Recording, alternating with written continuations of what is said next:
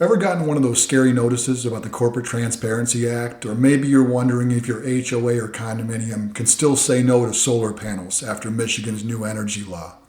Let's cut through the confusion about three big legal changes that every Michigan HOA and condominium board member needs to know right now.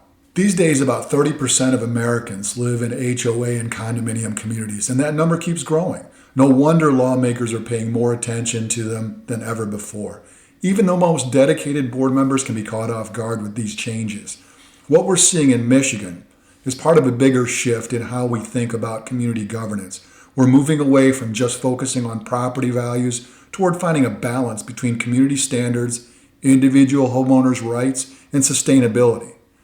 Courts and legislators are increasingly seeing our homes as both personal spaces and community investments. Let's break down the three biggest changes affecting Michigan's HOA and condominium communities and what you need to do about them. First up is the Corporate Transparency Act. After a court challenge, it's back in effect with a new deadline of March 21, 2025 for most associations. This federal law requires most HOAs and condominiums to file a beneficial ownership information report, also known as a BOI, with the Treasury Department's FinCEN, Financial Crimes Enforcement Network. This happened after a court decision on February 18 of 2025, which lifted a nationwide pause enforcing the law. Here's what you need to know.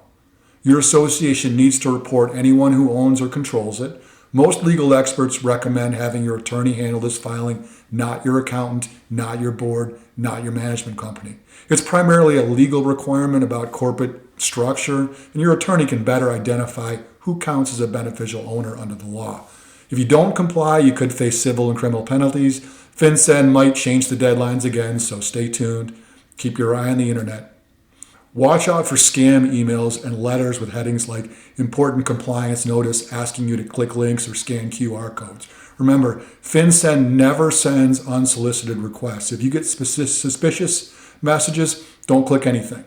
Instead, go directly to the office FinCEN website or check if your association qualifies for an exemption and to submit your information through their secure system. Next up is Michigan's Homeowner Energy Policy Act, which kicked off last September in 2024. And this law seriously limits an HOA's ability to say no to energy-saving installations. Under this new law, HOAs can't ban or require approval for energy-saving improvements like solar panels, EV charging stations, clotheslines, or rain barrels. And by September 25, all Michigan HOAs must have a written solar energy policy. You can still set reasonable aesthetic standards for solar installs, but you have to approve or deny applications within 30 days.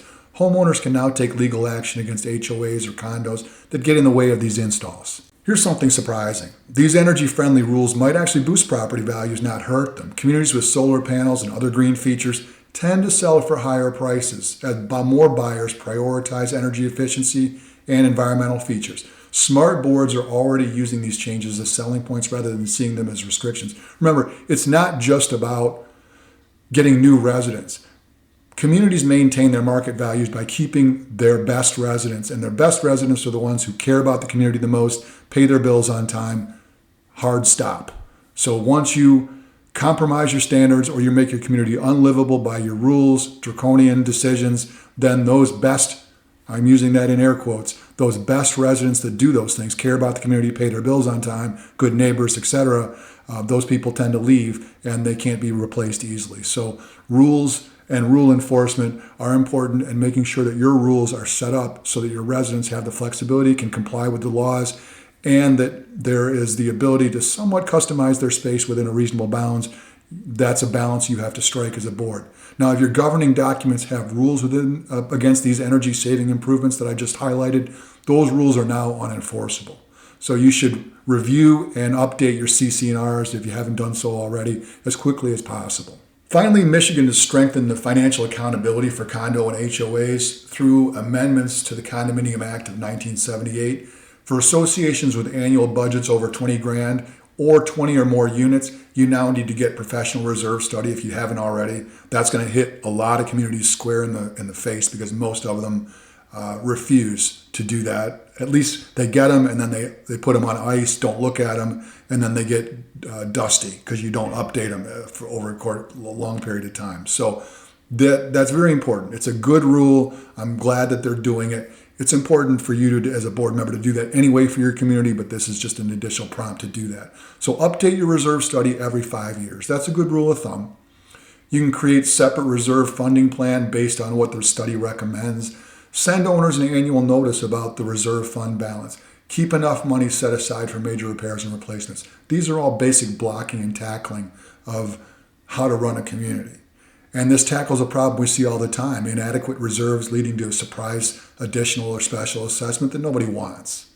If your community association hasn't done a reserve study lately, make this a priority at your next board meeting. These changes might seem like a lot to handle, but they're actually an opportunity to strengthen your community. Here's what you should do next. First, get a legal review with an attorney who knows your HOA or condo law and look over your governing documents. Second, start working on your solar energy policy and review any energy-related restrictions. Third, check when you last did a reserve study and plan for an update if needed. Looking ahead, we'll likely see even more oversight of HOAs and condominiums with increased requirements for transparency and homeowner protections. In the next few years, expect rules around open meetings, digital record keeping, and environmental standards.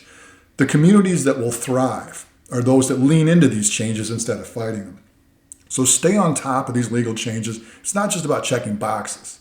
It's about protecting property values and serving your residents well. These new laws show how transparency, sustainability, and financial responsibility are becoming essential for Michigan community associations. If you found this perspective valuable, we invite you to connect with us. Facebook viewers, like our page and follow us for regular updates. Feel free to message us directly with your questions or community challenges. Instagram viewers, hit follow and feel free to DM us with your questions or community challenges. YouTube viewers, subscribe to our channel and check out the video description for helpful links. Visit our website to discover our thought leadership content, books, and resources that can transform your community management approach. Whether you're dealing with the challenges we discussed today or other community issues, we're here to help. Thanks for watching, and we'll see you in the next video.